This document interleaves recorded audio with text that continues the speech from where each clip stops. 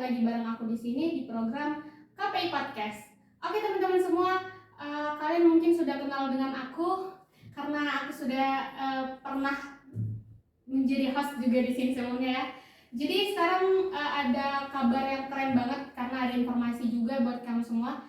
Jadi ayo ditonton terus sampai habis dan juga jangan lupa di like, comment, dan subscribe. Oke, sebelum itu aku akan kenalin teman-teman aku karena kayak seumuran ya. Kayak seumuran. Jadi mereka ini adalah mahasiswa berprestasi loh. Nah, kalian penasaran kan apa aja? Jadi ayo langsung kita tanya-tanya. Halo semuanya, teman-teman. Kenapa sih pada malu-malu gitu ya? Oke, sebelumnya perkenalin dulu dong buat teman-teman yang lagi nonton. Perkenalkan, nama saya Romandia dari Prodi MD semester 5. Perkenalkan, nama saya Patricia Rahma dari Prodi Manajemen Dakwah semester 5. Perkenalkan, nama saya Erika Febriana Utasuhu dari Prodi Manajemen Dakwah semester 5. Oke, jadi ini adalah mahasiswa program studi manajemen dakwah ya teman-teman. Nah, mereka adalah pemenang juara 2 ya. Ya, mereka adalah juara 2 pemenang dari lomba yang diadakan PT KIN ya se-Indonesia. Jadi yang menyelenggarakan acara itu dari UIN ya. UIN mana? UIN Raden Intan Lampung. Oke, dari Lampung berarti nih ya, salah satu pemenang dari Lampung. Jadi boleh diceritain nggak sedikit itu lombanya itu lomba apa dan menangnya itu juara berapa dan apa kayak gitu, mau diceritain coba deh. Jadi lomba yang kami ikuti itu Kak, lomba karya tulis ilmiah dengan tema desain manajemen masjid Kak. Oke. Jadi alhamdulillah di antara sekian banyaknya peserta ada 65 karya waktu itu dan kami dapat juara 2 se-Indonesia. Ada 65 karya ya. Dan itu sebenarnya dari 65 karya disaring lagi ya? Ya, disaring lagi Kak, jadi 6 besar. Jadi 6 besar inilah yang karyanya itu harus dipresentasikan di kampus Raden Intan Lampung. Oke gitu. Jadi dari 65 terus ke 5 terus jadi juara 2 gitu ya. Iya. Ke 6 ya. Iya, Ke 6 jadi juara 2. Wah, keren banget ya teman-teman. Jadi buat teman-teman semua, mereka ini adalah pemenang juara 2 lomba desain manajemen karya ilmiah ya, desain manajemen masjid. Dan juga kita gali-gali kali ya informasi apa aja semasa proses pembuatan karya ilmiahnya gitu. Jadi boleh diceritakan gimana? Jadi awalnya kan Kak, kita dapat informasi dari Kaprodi ke grup manajemen dakwah Akbar gitu. Baru lihat-lihat kayaknya menarik nih, lagi yang gratis gitu kan Kak, coba-coba. Jadi disusunlah pertama kan Kak masih saya sendiri, disusun dulu judulnya, tanya-tanya juga ke dosen-dosen mata kuliah metode waktu itu Kak, dapat judulnya. Tapi karena tinggal dikit lagi kita nge-stuck karena terlambat dapat kabar, jadi akhirnya ada ide buat ngajak teman-teman nih Kak, karena memang kita teman kumpul, teman nongkrong bareng kan Kak, jadi diajak lah lomba ini. Awalnya dari teman nongkrong gitu ya, jadi tim juara gitu. Iya. Terus gimana? Jadi diajak dan kata Erika, ayo kita coba gitu. Roma juga mau gitu kan, mumpung nama-nama pengalaman gitu kan Kak. Ya. Jadi langsung lah Kak, start kita mulai dari hari Senin karena pengumpulannya hari Rabu kan Kak, kita mulai dari pengumpulan jurnal, penulisan, ngambil bahan gitu kan Kak. Baru besoknya kita mulai wawancara. Kita kan karena saya juga alumni dari Musrifah angkatan tahun kemarin, kita dapat kenalan Kak Musrif juga yang senior, yang satu angkatan. Jadi kita ambil lah Kak Musrif ini jadi narasumber dan juga mahasantrinya Kak dari adik-adiknya yang diasuh gitu. Oke, sebelum ke Musrif, mahasantri ya, kan kita belum kenalin nih Musrif itu apa, mahasantri itu apa sama teman-teman. Takutnya pada bingung ya, apa itu Musrif, apa itu mahasantri ya, terus penelitiannya juga di mana gitu. Sebenarnya boleh ceritain nggak, atau mungkin boleh kasih informasi deh buat teman-teman semua tentang apa itu Musrif, terus ya mahasantrinya itu apa, dikit aja buat gambaran doang buat teman-teman yang nonton. Oke. Jadi Kak, Musrif itu Musrif sama Musrifah ya Kak. Kalau Musrifah itu artinya pembina mahasantri yang membimbing atau yang menjadi pengajar juga selama 24 jam membimbing dan menjadi pengasuh bagi adik-adik itu yang mengayomi mereka lah Kak selama 24 jam. Oke, jadi di kampus itu ada asrama gitu ya, ada asrama. Jadi Teman-teman asrama itu dibinanya sama musrif Musrif. dan musrifah gitu. Iya. Kalau musrif itu untuk untuk putra, laki-laki, musrifah itu untuk putri gitu. Iya. Oke, terus lanjut. mahasantri itu itulah Kak adik-adik yang dibina. Artinya mahasiswa baru yang yang baru masuk ke kampus Insyada yang diasramakan selama 1 tahun. Oke. Terus abis itu di ini ya, apa namanya, dikasih tahu. pembinaan. Iya. Jadi kan Kak dalam pembinaan di asrama ini kita tertarik Kak untuk mengaitkannya ke masjid karena memang pusat dari kegiatan-kegiatan mahasantri itu di masjid. Jadi karena ini adalah lomba desain manajemen masjid, kita kaitkanlah ke mahasantri karena memang Kak di seluruh PT KIN itu cuma ada 2 Kak yang memang mewajibkan berasrama. Ada di Malang sama di kita. Jadi kan Kak ini langka. Jadi kami tertarik untuk mengambil penelitian yang mengaitkan antara perilaku ibadah yang dibina di asrama itu ke masjidnya Kak sebagai pusat kegiatan ibadah. Oke, berarti masjidnya ini masjid kampus juga ya? Iya, Masjid kampus, dan yang diteliti itu adalah mahasantri, itu berarti putra doang ya? Putra doang, Kak. Oh, Karena cuma gitu. putra yang memanfaatkan masjid sebagai pusatnya kegiatan-kegiatan itu. Oke, berarti karena putrinya sholatnya itu ada Tempat khusus tempat namanya. khususnya. Oke, gitu ya teman-teman. Jadi kita itu adalah salah satu universitas yang mewajibkan mahasiswa baru buat asrama gitu 1 tahun, dan itu menjadi salah satu ikon ya. Maksudnya itu karena cuma 2 universitas doang jadi tertarik banget gitu yang ngambil. Ya keren sih sebenarnya idenya, dan itu sebenarnya idenya dimulai dari mana sih kok bisa terlintas, wah kayaknya ini keren nih, bakal juara nih gitu, kok bisa ya? Itu Kak, karena memang kan kampus yang mewajibkan itu kan cuma sedikit. Kemudian saya juga punya pengalaman sebagai musrifah waktu 1 tahun kemarin kan Kak. Jadi kayaknya bakal mudah dapat data gitu. Kita juga punya kenalan-kenalan di musrif gitu Kak. Jadi sekalian aja dikaitkan. Oke. Jadi tadi sebelum itu juga kita udah ngomong-ngomong ya di luar ya, karena ada beberapa kendala ya. Karena pasti sebuah proses itu ada beberapa kendala. Ada kayaknya tadi ada deadline-nya ya, mepet banget Iya, itu iya. antar pengurusannya juga. Terus ini nih yang paling pengen banget aku tanya ini. Jadi ternyata ya, setelah dapat kabar akan masuk 6 besar, akan berangkat ke Lampung, ternyata yang berangkat itu cuma 1 orang ya. Iya. Gitu.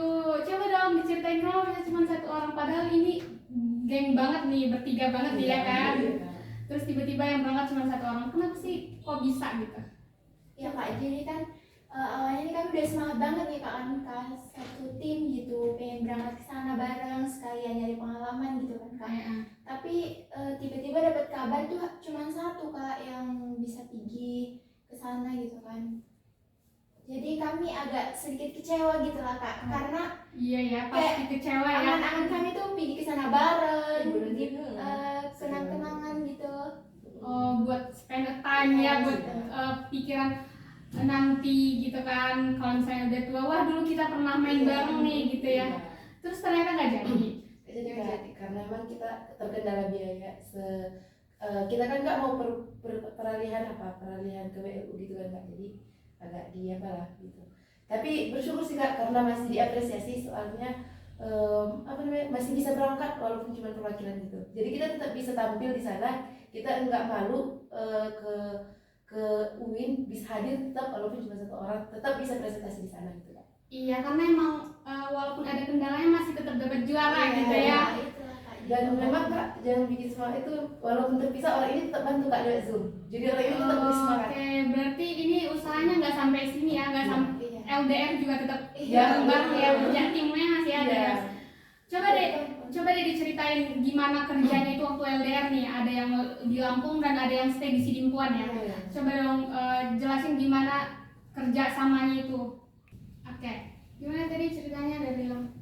Jadi kan gini kan Kak, karena perjalanan ke Lampung. Oke, sebelumnya yang berangkat ke Lampung, saya diutus karena Oke. ketua tim juga kan Kak. yang berangkat ke Lampung Fatika, terus yang 2 ini stay di Sidimpuan. Oke. Jadi perjalanan ke Lampung kan gak jauh, makan waktu 1 hari 1 malam. Jadi kan kak memang betul-betul nggak bisa megang laptop, nggak bisa megang apa, jadi nggak bisa lagi revisian karya. Jadi untuk revisian ke mereka lah kak diserahkan gitu kan kak. Apalagi kita jauh kali ke sana. Terus gimana kak yang ngerjakan? Terus yang tinggal di sini pun gimana? Di situ loh kak, kami kan karena tahu Fadlika lagi dalam perjalanan, di situ saya sama Romandia mengerjakan PowerPoint-nya, revisian dari jurnalnya juga, artikel itu kak. Di situ juga pagi-pagi tiba-tiba telepon sama saudari Fadlika bahwa harus hari ini juga dikirim, jadi harus selesai. Di situ kami juga langsung menyelesaikan secepat mungkin kak untuk. Tapi untungnya nggak ada nggak ada terdesak, terus habis itu nggak ada juga jaringan yang bagus gitu ya, jadi nggak ada terkendala apapun. Iya ya, keren ya. Terus ini yang paling mungkin cerita lucu kali ya. Sebelum diumumin ini kita balik lagi ke belakang. Sebelum diumumin kalian itu masuk 6 besar, pasti ada dong nunggu pengumuman masuk 6 besar itu pasti ada kan halunya, pengen banget apa gitu. Coba dong ceritain dong. Nah, jadi kan kak sebelum pengumuman itu kami ada tuh sekitar 1 minggu ya kak, jangka waktunya untuk nunggu pengumuman itu. Nah anehnya itu kami tuh mimpi tuh sama-sama mimpi barengan gitu kak. Ini beneran mimpi? Iya kak, kita berenang gitu. Oke, sampai ke bawah mimpi ya. Iya kak. Terus Jadi sampai kampus tuh cerita, gimana nih tadi tuh aku mimpi loh kalau kita menang. Si Rika nyambung, aku juga mimpi, dan si Erika juga nyambung kak, aku juga mimpi loh. Kenapa kita mimpi bareng ya? Apa jangan-jangan ini pertanda? gitu ya, berarti mimpinya itu udah ada ya, pertanda yang akan juara itu udah ada ya sebenarnya. Jadi kayak tambah semangat gitu, kayaknya ini pertanda dari Allah gitu kan. Dan tiba-tiba emang beneran di telepon gitu ya. Iya, telepon terus dapat keren sih kalau gitu. Dan kalau misalnya ini aku tanya ya, kalau dari pihak kampus nih setelah menang terus abis itu diumumin, terus kasih informasi bahwa wah kita menang nih gitu, dan pihak kampus itu sudah pasti akan merespon dengan baik. Terus gimana sih sebenarnya pihak kampus itu merespon kalian yang juara ini dengan baik? Itu kak, jadi pas hari udah pulang gitu kan kak, dapat kabar sekalian mbak pialanya itu kan ke atas, jadi dipanggil sama dekan.